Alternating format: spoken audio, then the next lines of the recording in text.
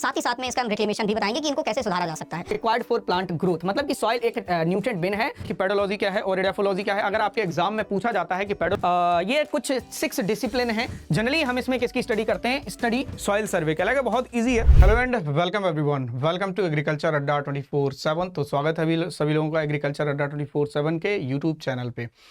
तो देखिए, आज से हम लोग स्टार्ट करने वाले हैं सॉइल साइंस की फ्री क्लासेस, जिसमें हम आपको कंप्लीट सॉइल साइंस करवाने वाले हैं थ्योरी में। तो ये क्लासेस कैसे चलने वाली हैं हम आपको बता देते हैं और टाइम भी हम आपको बता देते हैं। ये क्लास आपको डेली सुबह मिलेगी 8 बजे से 9 बजे तक ये इसी चैनल पे मिलेगी। तो अगर आप इस चैनल पे नए हैं तो फटाफट से चैनल को सब्सक्राइब कर दीजिए। अब दूसरा सवाल ये आता है कि सर ये जो सॉइल साइंस की आपकी क्लास है ये किस किस एग्रीकल्चर एग्जाम के लिए इंपॉर्टेंट है। तो जितने भी आप एग्रीकल्चर के एग्जाम देखोगे तो उसमें अगर देखेंगे तो एग्रोनॉमी के बाद जो सबसे ज़्यादा सब्जेक्ट आता है वो आपके एग्जाम में वो है सॉइल साइंस। तो जितने भी एग्रीकल्चर के एग्जाम हैं ये सभी के लिए इंपॉर्टेंट है, चाहे आप IBPS FO की तैयारी कर रहे हो, चाहे आप UPSSC AGTA के लिए तैयारी कर रहे हो, या कोई भी एग्रीकल्चर का एग्जाम हो जिसमें सॉइल साइंस आनी है, वो आपको इस सेशन से कंप्लीट मिल जाएगी। इस चीज़ का मैं वादा करता हूँ। अगर आपने ये सेशंस कंप्लीट कर लिए हैं, जो कि आपके 15 to 20 सेशंस होंगे पूरे, ठीक है, उसमें आपको कंप्लीट सॉइल साइंस मिल जाएगी और हर एग्रीकल्चर के एग्जाम में आपको क्वेश्चंस यहीं से मिलेंगे। ठीक है, तो करना क्या है, आपको पूरी क्लास देखनी है, ये हर क्लास को अटेंड करना है सुबह। ठीक है, तो ये सेशन स्टार्ट करते हैं। तो पहले इसमें ये भी हम बता देते हैं कि हम कौन कौन से टॉपिक इसमें कवर कराने वाले हैं। ठीक है, इसमें कौन कौन से टॉपिक कवर कराए जाएंगे, तो एक बार हम उन पे फोकस कर लेते हैं, क्योंकि जानना ज़रूरी है आपके लिए कि कौन कौन से टॉपिक जो है सर कवर कराए जाएंगे इसमें, जिससे कि आपको थोड़ा सा सहूलियत हो जाएगी कि सर ये टॉपिक कराए जाएंगे। अब ठीक है कि हम अब पढ़ सकते हैं। इसमें जो है बेसिक्स ऑफ सॉइल साइंस हम आपको कराएंगे। बेसिक्स ऑफ सॉइल साइंस हो गया, रॉक्स एंड मिनरल्स हो गया, सॉइल फॉर्मेशन हो गया। ठीक है, ये कराए जाएंगे। ठीक है, पूरी सॉइल साइंस कराएंगे। अल्टीमेटली देखा जाए तो फिजिकल प्रॉपर्टी में जैसे सॉइल टेक्सचर हो गया, ये कराया जाएगा। इसमें सॉइल स्ट्रक्चर हो गया, ये कराया जाएगा। साथ ही साथ में सॉइल कलर हो गया, सॉइल पोरोसिटी हो गया, सॉइल वाटर हो गया। देन आते हैं अब इधर प्रॉब्लमेटिक सॉइल में, तो salt affected soil, acidic soil, acid sulphate soil and calcareous soil. इसके ये सॉइल क्या होती है, इनकी प्रॉपर्टी क्या है, साथ ही साथ में इसका हम रिक्लेमेशन भी बताएंगे कि इनको कैसे सुधारा जा सकता है और इनमें प्रॉब्लम कैसे क्रिएट होती है, ये भी जानना जरूरी है। अगर देखो किसी भी सब्जेक्ट को आप पढ़ते हो, आप पूरा कॉन्सेप्ट सीख लेते हो, और देखो जितने भी फैक्ट होते हैं, मैं कहता हूं कि फैक्ट आते हैं एग्जाम में, आई नो फैक्ट आते हैं, लेकिन फैक्ट सारे रिलेटेड होते हैं आपके कॉन्सेप्ट से। अगर आपको कॉन्सेप्ट समझ में आ जाता है तो फैक्ट तो अपने आप याद हो जाएगा। तो ये जो क्लास है ये इसीलिए मैं लाया हूं कि जितने भी आपके सॉइल साइंस में कॉन्सेप्ट यूज होते हैं या जिस चीज़ का जो कॉन्सेप्ट है वो आपको सिखाया जाए एक्चुअली, है ना। तो ये सारी चीज़ें हो जाएंगी। देन ये हो गया आपका प्रॉब्लमेटिक सॉइल, और इधर सॉइल वाटर भी कंप्लीट कराएंगे। देन सॉइल कोलाइड हो गया, सॉइल एंड वाटर कंजर्वेशन, जिसमें आपका सॉइल इरोजन आ जाएगा। सॉइल इरोजन क्या होता है, कितने प्रकार का होता है, कितनी एवरी ईयर जो है वो सॉइल का लॉस हो जाता है, इक्वेशंस क्या है, जो आपके सवाल जैसे RK LSCP से आता है ना, किसने दिया है, इसमें जो K का मतलब क्या है, ये सारी चीज़ें जो इक्वेशंस इसमें यूज होती है, सारी चीज़ें हम इसमें कराएंगे। ऑर्गेनिक मैटर ये भी इंपॉर्टेंट है, जिसमें नाइट्रिफिकेशन डिनाइट्रिफिकेशन आएगा। मींस सॉइल में जो ऑर्गेनिक मैटर है ये कैसे डिकम्पोज होता है, ये एक्चुअली ऑर्गेनिक मैटर का मतलब क्या होता है, फिर धीरे धीरे डिकम्पोजिशन हम आपको सिखाएंगे। सारी चीजें आपको इसमें सिखाई जाएंगी। क्लियर। इसके बाद fertilizer and fertilizer use, soil fertility evaluation से क्वेश्चंस आते हैं कि सॉइल फर्टिलिटी को कैसे इवैल्यूएट करते हैं। मींस कैसे नाइट्रोजन का पता लगाएंगे हम, कैसे फास्फोरस का पता लगाएंगे, कैसे हम सल्फर का पता लगाएंगे, कौन कौन से मेथड से लगाएंगे, ये सारी चीजें इसमें करवाने वाले हैं। राइट। फर्टिलाइजर क्या होता है, फर्टिलाइजर का यूज किस सॉइल में करना चाहिए, किस क्रॉप में करना चाहिए, क्यों नहीं करना चाहिए किसी क्रॉप में। अगर हम कहते हैं कि कोई एक अमोनियम सल्फेट है, अब अगर हमने कहा अमोनियम क्लोराइड है, इसको ना तो हम टोबैको में यूज करते हैं ना ही शुगर केन में यूज करते हैं, तो सर रीजन क्या है। साथ ही साथ में फर्टिलाइजर मिक्सचर, मतलब कि कोई फर्टिलाइजर किसी के साथ क्यों मिक्स नहीं किया जाता, ये भी हम आपको इसमें सिखाएंगे। देन आता है आपका bio fertilizer, manure and nutrient management. Bio fertilizer भी इंपॉर्टेंट है, जिसमें नाइट्रोजन फिक्सिंग बायो फर्टिलाइजर हम आपको बताएंगे और फास्फोरस सॉल्युबलाइजिंग बायो फर्टिलाइजर बताएंगे। ठीक है, कौन कौन सी बातें हम बायो फर्टिलाइजर को अप्लाई करते समय ध्यान रखेंगे, किस बायो फर्टिलाइजर को किस क्रॉप में अप्लाई करना चाहिए। राइट। इसके साथ साथ मेन्योर हो गया और न्यूट्रिएंट मैनेजमेंट। मेन्योर कितने प्रकार की होती है, बल्कि, कंसंट्रेट, एग्जाम्पल, इसमें न्यूट्रिएंट परसेंटेज कैसे याद रखेंगे, ये भी हम आपको इसमें बताने वाले हैं। राइट। न्यूट्रिएंट मैनेजमेंट हो गया कि न्यूट्रिएंट क्या होता है, कितने प्रकार के न्यूट्रिएंट होते हैं। ठीक है, 17 न्यूट्रिएंट के फंक्शन हो गए, आपके डेफिशिएंसी सिम्टम हो गए, सर आपकी जुबान पे होंगे और आपने ये सेशंस देख लिए हैं। ठीक है, तो आज हम स्टार्ट करेंगे बेसिक्स ऑफ सॉइल साइंस से। तो आज जो पहली क्लास हमारी होने वाली है ये बेसिक पे होने वाली है कि सॉइल क्या है, एक्चुअली सॉइल क्या है, ठीक है। और जो भी बेसिक में आपके आते हैं टॉपिक वो हम आपको इसमें कवर कराएंगे। तो चलिए स्टार्ट करते हैं हम आज के सेशन को। फटाफट से जिन लोगों ने अभी तक लाइक नहीं किया फटाफट से लाइक कर दो, ठीक है। हाँ चलिए स्टार्ट करते हैं। और इसका प्रॉपर नोट्स बनाना है क्योंकि हम इसमें आपको लिखाएंगे, प्रॉपर नोट्स बनवाएंगे, जिससे कि आपको ना आपका हैंड रिटन नोट्स आपके पास रहे, जिससे कि आप कम समय में उसको रिवाइज कर सकें, ठीक है। तो जनरली सॉइल क्या है, तो पहले हम बता देते हैं। अलग अलग साइंटिस्ट के अनुसार जो है वो सॉइल का मतलब अलग अलग होता है। जैसे विटने ने एक डेफिनेशन दी थी कि soil is a nutrient bin which supply all nutrient required for plant growth. मतलब कि जो सॉइल है एक न्यूट्रिएंट बिन है। बिन जानते होंगे है ना, जैसे जिसमें कोई चीजें स्टोर की जाती है, जो कि क्या करती है, सारे न्यूट्रिएंट को सप्लाई करती है, वो क्या कहलाती है, आपकी सॉइल कहलाती है। अगर हम बात करें डाकू चेव, अब डाकू चेव क्या है, इन्हें फादर ऑफ क्या कहा जाता है, डाकू चेव को क्या कहा जाता है, डाकू चेव को कहा जाता है फादर ऑफ सॉइल साइंस। इनको क्या कहा जाता है, फादर ऑफ सॉइल साइंस। इन्हें सॉइल साइंस का पिता कहा जाता है, क्योंकि सबसे ज्यादा जो अगर देखा जाए सॉइल साइंस में इनका योगदान है, ठीक है। तो ये जो है सॉइल साइंस के पिता कहलाते हैं। तो इन्होंने क्या कहा है कि सॉइल जो है एक नेचुरल बॉडी है जो कि मिनरल और ऑर्गेनिक कंस्टिट्यूएंट से मिलकर बनी है, जिसमें डेफिनेट जेनेटिक ये क्या होती है, डेफिनेट जेनेसिस के द्वारा बनी होती है और डिस्टिंक्ट नेचर होता है। इसका खुद का एक नेचर होता है जो कि आपकी क्या कहलाती है, सॉइल कहलाती है। तो अगर हम इसको डेफिनेशन को लिखना चाहें यहाँ पर कि लिखना चाहें, क्योंकि आप कुछ स्टूडेंट इसमें ऐसे भी होंगे जो सेमेस्टर में होंगे, किसी न किसी सेमेस्टर में अभी पढ़ रहे होंगे, उनके में सॉइल साइंस होगी, तो जो डेफिनेशंस हैं ये भी आपके में पूछी जाती है। तो इसे हम लिख सकते हैं soil is a natural body composed of, soil is a natural body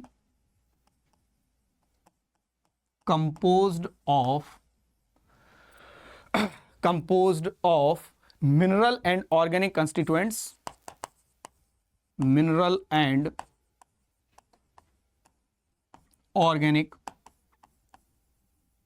constituents, जो कि किससे मिलकर बनी होती है, मिनरल और ऑर्गेनिक कंस्टिट्यूएंट्स। ऑर्गेनिक कंस्टिट्यूएंट्स में क्रॉप रेसिड्यू भी आ जाएंगे आपके, clear. And comma having a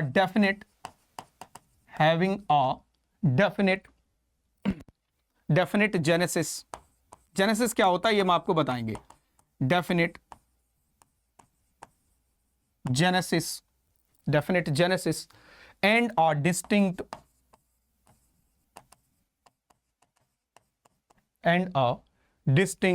nature of its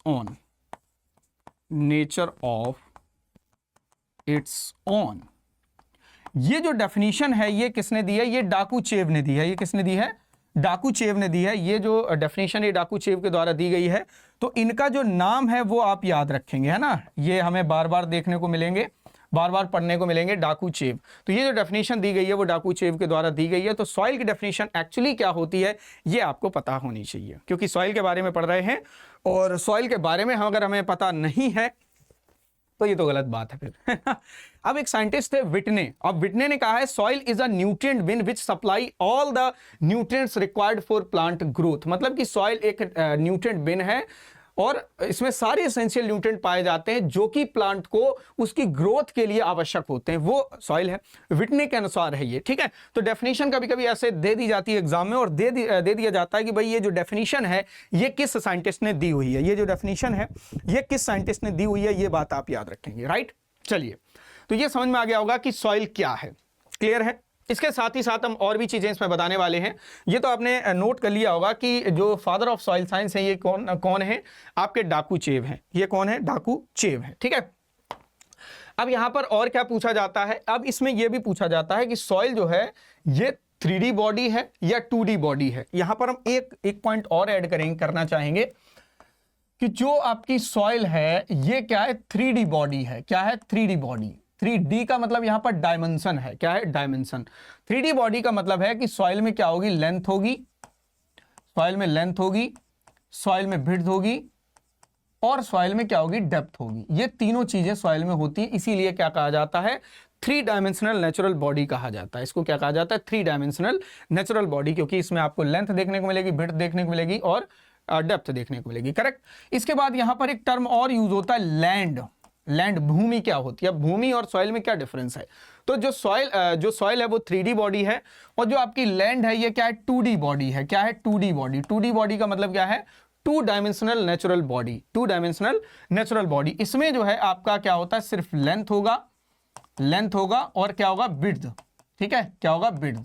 correct, मतलब डेप्थ नहीं देखते। लैंड जब भी आप देखो, जब आप भूमि खरीदने जाते हो, सॉइल एक खरीदना होता है। सॉइल में हम क्या करते हैं, जैसे भट्टे वाले, जो ईंट के भट्टे वाले होते हैं, वो सॉइल को खरीदते हैं। देखा, 10 फुट नीचे तक की खरीद ली है ना, उसमें लेंथ, विड्थ और डेप्थ तीनों हो गई। अब एक लैंड को होता है कि हम एक जमीन खरीदने जा रहे हैं, है ना, तो उसमें हम लेंथ और विड्थ के अनुसार ही लेते हैं कि भाई इतने वर्ग फुट लेनी है हमें। ठीक है, तो जनरली अगर आपसे पूछा जाए कि लैंड जो है वो 2D बॉडी है या 3D बॉडी है, तो आप लोग क्या बताओगे, 2D बॉडी है। सॉइल जो है 3D बॉडी है। चलिए आगे बढ़ते हैं।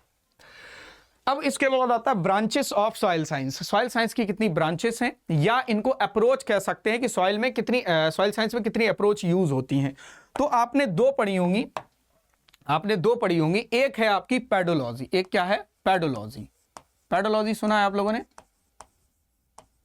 पेडोलॉजी, करेक्ट, पेडोलॉजी सुना होगा। ठीक है, तो पेडोलॉजी क्या है ये हम आपको बताते हैं। पहली बात तो एक चीज और समझ लो, जो भी एग्रीकल्चर में लॉजी वर्ड यूज होते हैं, जो भी एग्रीकल्चर में लॉजी वर्ड यूज होते हैं, वो सारे ग्रीक लैंग्वेज से लिए गए हैं। कहां से, ग्रीक से लिए गए हैं।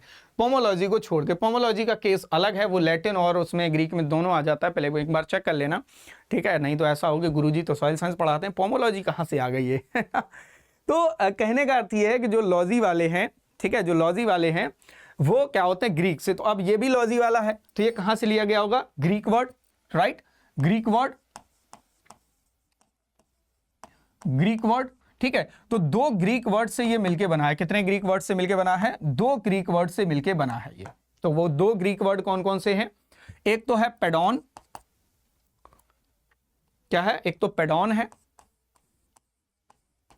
पेडॉन, और दूसरा जो होता है वो होता है आपका लॉगस। दूसरा क्या होता है, लॉगस होता है। तो पेडॉन प्लस लॉगस, पेडॉन प्लस लॉगस। पेडॉन का मतलब होता है सॉइल या अर्थ, इसका मतलब क्या होता है, सॉइल या अर्थ, और लॉगस का मतलब होता है स्टडी। सिंपली पेडोलॉजी का मतलब स्टडी ऑफ सॉइल या अर्थ, स्टडी ऑफ सॉइल या अर्थ ही क्या कहलाता है, आपका पेडोलॉजी कहलाता है। क्या कहलाता है, पेडोलॉजी कहलाता है। अब इसको लिखोगे कैसे, या डेफिनेशन कैसे आएगी, तो इसमें लिख सकते हो द स्टडी, या स्टडी लिख लो, पेडोलॉजी इज द स्टडी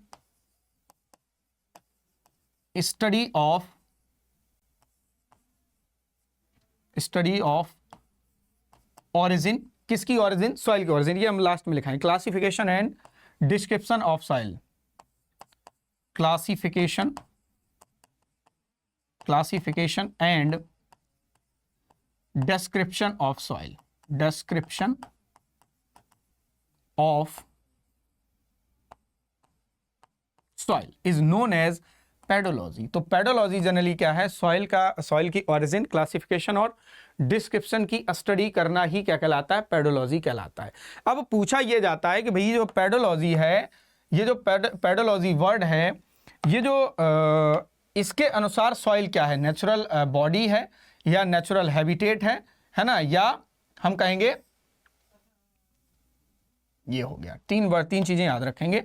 तो according to pedology soil is a natural body. ये इसके अनुसार क्या है, सॉइल नेचुरल बॉडी है, प्राकृतिक पिंड है, नेचुरल बॉडी, प्राकृतिक पिंड, इसे हिंदी में कहेंगे प्राकृतिक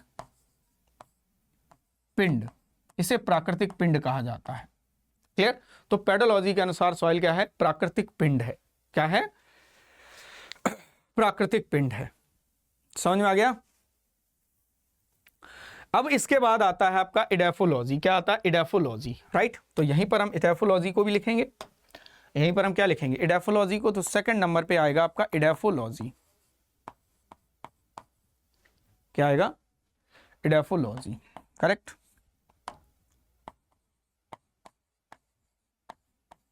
अब इडेफोलॉजी क्या है, तो ये भी आपका किस भाषा से लिया गया होगा, ये भी ग्रीक वर्ड से लिया गया, लॉजी है तो Greek, correct.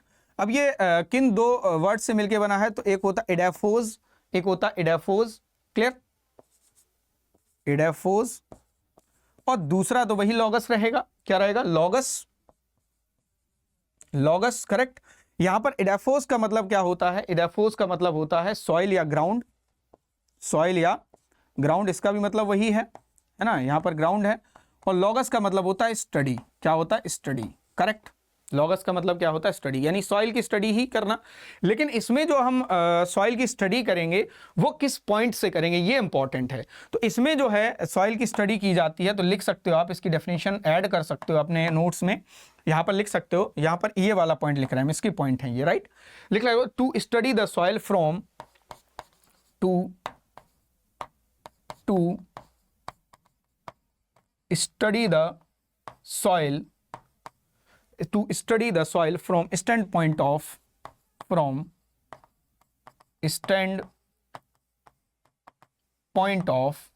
higher plant, standpoint of higher plant के पॉइंट ऑफ व्यू से सॉइल की स्टडी करना ही क्या कहलाता है, आपका इडेफोलॉजी कहलाता है। क्या कहलाता है, इडेफोलॉजी। तो यहां पर हम सॉइल की स्टडी कर रहे हैं किसके पॉइंट से, हायर प्लांट के, यानी कि जो हम प्लांट ग्रो कर रहे हैं उसके अनुसार, राइट। तो ये आपका क्या कहलाएगा, इडेफोलॉजी कहलाएगा। और इडेफोलॉजी के अनुसार जो सॉइल है वो क्या है, एक नेचुरल हैबिटेट है। क्या है, नेचुरल हैबिटेट।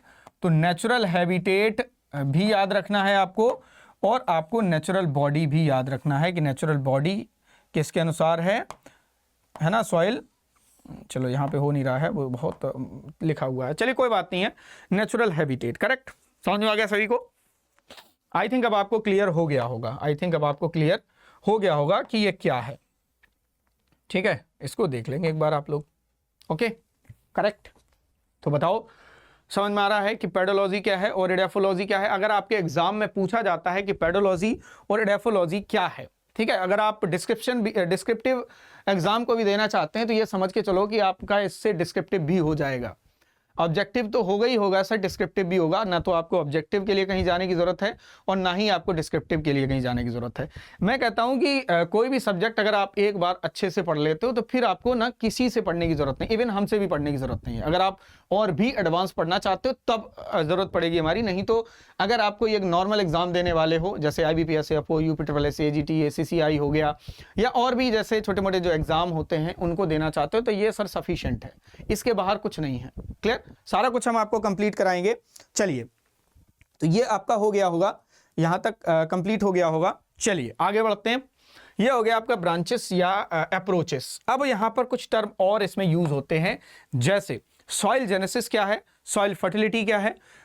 ये कुछ 6 डिसिप्लिन हैं जो यूज होते हैं। पेडोलॉजी हम ऑलरेडी बता चुके हैं, ठीक है। तो यहाँ पर 5 डिसिप्लिन लिखे होंगे सॉइल साइंस में जो यूज होते हैं। Soil genesis, soil fertility, soil microbiology, soil survey and soil chemistry. तो ये क्या होता है, एक एक करके हम आपको इसमें बताते हैं, ठीक है। अगर आपको कोई दिक्कत है तो कमेंट बॉक्स में जरूर बताना, नहीं तो जब ये प्रीमियर किया जाएगा वीडियो तो उस समय जो है हम वहां पर चैट में रहेंगे। तो अगर कोई चीज समझ में नहीं आती है तो फट से वहां पे लिख दो, और नहीं तो अगर आप ये वीडियो काफी समय के बाद देख रहे हैं तो कमेंट बॉक्स में अगर अपना डाउट कोई हो तो अपना डाउट लिखना, हम उसको रिप्लाई करेंगे, करेक्ट। और हाँ, वीडियो देखने के बाद कमेंट जरूर करना है कि ये आपको वीडियो, ये आपको सेशन जो है कैसा लगा। चलिए तो स्टार्ट करते हैं। जैसे यहां पर लिखा हुआ है सॉइल जेनेसिस। तो अब जो सॉइल जेनेसिस है ये एक्चुअली है क्या? हाँ, सॉइल जेनेसिस क्या है? तो जनरली सॉइल जेनेसिस का मतलब है कि सॉइल का फॉर्मेशन कैसे हुआ है, सॉइल का फॉर्मेशन जो है कैसे हुआ है, यही क्या कहलाता है, आपका सॉइल जेनेसिस कहलाता है। तो लिखने की जरूरत नहीं है कि फॉर्मेशन कैसे हुआ है, यही क्या कहलाता है, आपका सॉइल जेनेसिस कहलाता है। ठीक, यहां पर देखो, यहां पर दिया होगा सॉइल फर्टिलिटी। अब ये सॉइल फर्टिलिटी क्या है? सॉइल फर्टिलिटी का मतलब न्यूट्रिएंट, सॉइल फर्टिलिटी का मतलब होता है nutrient supplying property of soil या nutrient supplying capacity of soil. ऐसे लिख सकते हो आप लोग, इसे लिख सकते हो nutrient supplying capacity of soil, capacity of soil. किसी भी सॉइल की न्यूट्रिएंट सप्लाइंग कैपेसिटी ही क्या कहलाती है, आपकी सॉइल फर्टिलिटी कहलाती है। तो ये आपके कई एग्जाम में, कई बार एग्जाम में ये पूछा गया है, ये कई बार जो है एग्जाम में पूछा गया है, तो इसको आप लोग याद रखेंगे। क्लियर? हाँ। इसके बाद आता है आपका जैसे सॉइल माइक्रोबायोलॉजी। अब ये सॉइल माइक्रोबायोलॉजी एक्चुअली है क्या? सॉइल माइक्रोबायोलॉजी क्या है? जनरली हम इसमें किसकी स्टडी करते हैं? Study of soil micro organism, soil micro organisms and their activity in soil, their activity in soil। कहने का मतलब यह है कि सॉइल माइक्रोब्स की स्टडी करना, सॉइल माइक्रोब्स की स्टडी करना या माइक्रो ऑर्गेनिज्म की स्टडी करना और उनकी एक्टिविटी कि वही सॉइल में वो करते क्या है। जैसे बैसिलस स्यूडोमोनास का काम क्या है, नाइट्रोबैक्टर का काम क्या है, नाइट्रोसोमोनास का काम क्या है, नाइट्रोस्पाइरा का काम क्या है। तो ये इनकी एक्टिविटी को स्टडी करना, मतलब कि फंक्शन देखना कि ये किस में रोल प्ले कर रहे हैं। तो ये सारा कुछ हम पढ़ेंगे सॉइल माइक्रोबायोलॉजी में। किस में पढ़ेंगे? सॉइल माइक्रोबायोलॉजी में। क्लियर? ठीक है। अब यहां पर देखो सॉइल सर्वे दिया हो। सॉइल सर्वे का मतलब क्या है?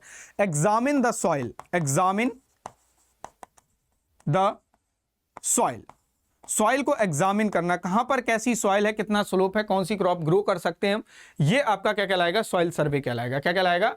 सॉइल सर्वे कहलाएगा। बहुत इजी है। सॉइल सर्वे का मतलब है लैंड का पता लगाना कि मतलब कहां कैसी लैंड है, कहां पर कौन सी क्रॉप जो है वो ग्रो की जा सकती है। ये आपका किस में आएगा? सॉइल सर्वे में आएगा। किस में आएगा? सॉइल सर्वे में आएगा। क्लियर? अब इसके बाद आता है आपका सॉइल केमिस्ट्री। अब सॉइल केमिस्ट्री में क्या आएगा?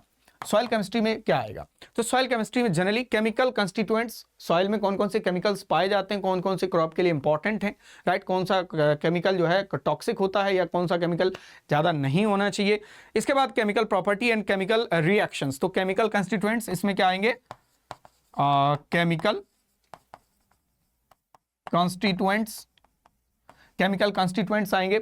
साथ ही साथ में केमिकल प्रॉपर्टी, केमिकल्स एंड इसके साथ साथ केमिकल के साथ साथ जो केमिकल की प्रॉपर्टी है उसके साथ साथ जो है वो रिएक्शन है ना। तो chemical properties and properties, protein लिख दिया मैंने यहाँ, कोई दिक्कत नहीं, मैं हटा दूंगा इसको। Properties and chemical reactions, correct.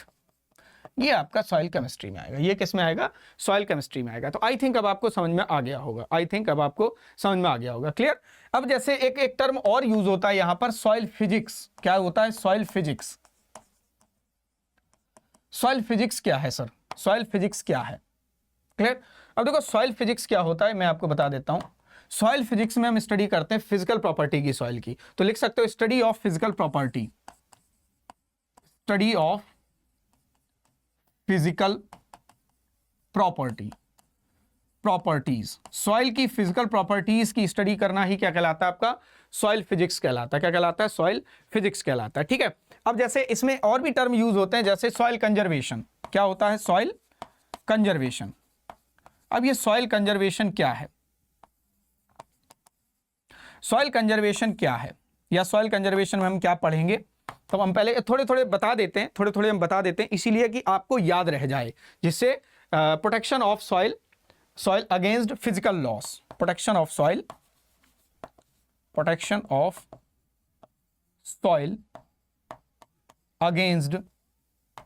Against physical loss है ना। फिजिकल लॉस के प्रति, फिजिकल लॉस का मतलब है यहां पर इरोजन से सॉइल को प्रोटेक्ट करना। ये हम किसमें? सॉइल कंजर्वेशन में पढ़ेंगे। क्योंकि सॉइल प्रोटेक्ट रहेगी, सॉइल जो है वो एक जगह से दूसरी जगह ट्रांसपोर्ट नहीं होगी, तो सिंपल सी बात है वहां पर सॉइल फर्टिलिटी का भी लॉस नहीं होगा। क्योंकि आपको भली भांति पता है कि जितनी ज़्यादा सॉइल इरोजन होगा उतना ही ज़्यादा फर्टिलिटी का लॉस होता है, क्योंकि सॉइल में ही तो न्यूट्रिएंट हैं। अगर सॉइल ही एक जगह से दूसरी जगह चली जाएगी तो बचेगा क्या सर? कुछ नहीं बचेगा। क्लियर? हाँ। अब इसके बाद हम बात करेंगे सॉइल कंपोनेंट की। ये बेसिक था और अभी भी बेसिक चल रहा है सॉइल कंपोनेंट की। तो जनरली अगर हम बात करेंगे सॉइल कंपोनेंट की, तो सॉइल कंपोनेंट को दो भागों में डिवाइड किया गया। कितने भागों में डिवाइड किया गया है बॉस? दो भागों में डिवाइड किया गया। एक तो है सॉलिड पोर्शन, ठीक है। दूसरा है आपका पोर स्पेस। अगर आप सॉइल को देखोगे तो सॉइल में दो ही चीजें पाई जाती है, सॉलिड पोर्शन होता है और पोर स्पेस होते हैं, खाली खाली जगह होती है। देखा होगा आप लोगों ने, पोर स्पेस, करेक्ट। दो ही चीजें होंगी, first one is solid portion, second one is pore space. जो आपकी सॉइल है इसमें 50% जो है सॉलिड पोर्शन होता है और 50% क्या पाए जाते हैं? पोर स्पेस। ये सभी को पता है, आई नो, ठीक है, सभी को पता है। सॉलिड पोर्शन को दो भागों में डिवाइड किया गया है। कितने भागों में? दो भागों में डिवाइड किया गया है। क्योंकि 5% में क्या पाया जाएगा, ऑर्गेनिक मैटर पाया जाएगा, ऐसे ही पूछा जाता है ऑर्गेनिक मैटर। और 45% में क्या पाया जाता है, mineral matter, mineral matter, correct. ये चीजें इसमें पाई जाती हैं। अगर हम इधर बात करते, अब इधर आ जाओ, अगर हम इधर बात करें, इसमें क्या होगा, 50% में 25% में पाया जाता है सॉइल एयर, और 25% में पाया जाता है सॉइल वाटर। क्या पाया जाता है, सॉइल वाटर, करेक्ट। इसमें सॉइल वाटर पाया जाएगा, क्लियर। ये सॉइल कंपोनेंट है। इसको दूसरे तरीके से भी हम याद कर सकते हैं। दूसरे तरीके से कैसे याद रखोगे, मैं एक बार बता देता हूं, ठीक है, जिससे कि थोड़ा सहूलियत रहेगी आपके समझने के लिए, करेक्ट। हाँ चलिए, तो यहां पर हम देखो बना देते हैं सॉइल कंपोनेंट। जैसे हमने यहां पर एक गोला बनाया हुआ है, गोला दिख रहा होगा आपको, है ना। इसमें देखो 50% में क्या पाया जाता है, हमने अभी देखो इसको डिवाइड कर लेते हैं बराबर हिस्सों में, ठीक है ना।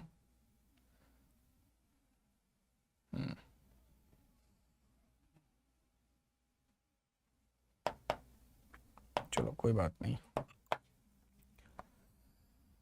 ठीक है। मान लो हमने कहा 50% में क्या पाया जाता है, इसमें solid portion, correct, solid portion होता है। और 50% में क्या पाया जाता है, हमने क्या बताया था, पोर स्पेस। क्या पाया जाता है, पोर स्पेस। ऐसे भी समझ सकते हो इसको, ऐसे याद रख सकते हो। इसके बाद जो आपका सॉलिड पोर्शन है, इसमें 5% क्या होता है, 5% होता है ऑर्गेनिक मैटर, OM यहाँ पर लिख देते हैं। और 45% में क्या पाया जाता है, मिनरल मैटर, MM लिख देते हैं। मिनरल मैटर का मतलब यहाँ पर MM है, न कि मिलीमीटर है, करेक्ट। इधर अगर आप देखोगे तो 25% में एयर होगी, यानी एयर किस में, सॉइल में, तो सॉइल एयर कहलाएगी। और 25% में क्या पाया जाता है, वाटर, जिसे हम सॉइल वाटर कहते हैं। तो यही तो याद रखना है आपको कंपोनेंट में, ठीक है। जो आप सॉइल माइक्रोबायोलॉजी पढ़ोगे तो एक कंपोनेंट और पढ़ोगे, जिसको हम क्या कहते हैं, सॉइल माइक्रो ऑर्गेनिज्म कहते हैं। क्या कहते हैं, सॉइल माइक्रो ऑर्गेनिज्म कहते हैं, ठीक है। तो ये जो है आपके क्या कहलाते हैं, सॉइल कंपोनेंट कहलाते हैं। क्या कहलाते हैं, सॉइल कंपोनेंट कहलाते हैं। आई थिंक अब आपको यहां तक समझ में आ गया होगा कि सॉइल क्या है, सॉइल के कंपोनेंट क्या है, और जो हमने छोटी छोटी डेफिनेशंस बताई हैं इनको याद रखना है। पेडोलॉजी क्या है, एडाफोलॉजी क्या है, ये आपको इसमें याद रखना है, ठीक है। हाँ चलिए, तो आज वाला वीडियो जो है वो आपका बेसिक वाला पार्ट है, ये इतना ही रहेगा, ठीक है। ये इतना ही रहेगा क्योंकि बेसिक वाले पोर्शन में आपको इतना ही पढ़ना है। अगला जो वीडियो होगा वो आपका होगा लगभग 1 घंटे का, ठीक है, 45 से 1 घंटे का रहेगा।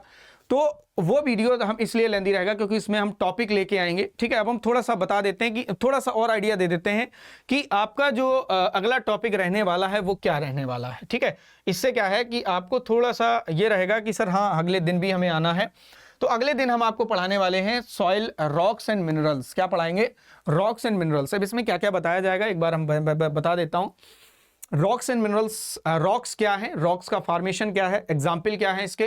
देन मिनरल्स क्या है, मिनरल्स की प्रॉपर्टी क्या है, और जो प्राइमरी सेकेंडरी मिनरल्स होते हैं इनके एग्जाम्पल क्या है, इन किन में विदरिंग जो है वो तेजी से होती है, किस में विदरिंग स्लो होती है, इनके एक प्रॉपर ऑर्डर लिखाएंगे। सारी चीजें लिखाने वाले हैं इसमें, किसमें, इसमें सारी चीजें जो है हम लिखाने वाले हैं। चलिए, तो अगला जो हमारा टॉपिक होगा वो रॉक्स एंड मिनरल्स होगा।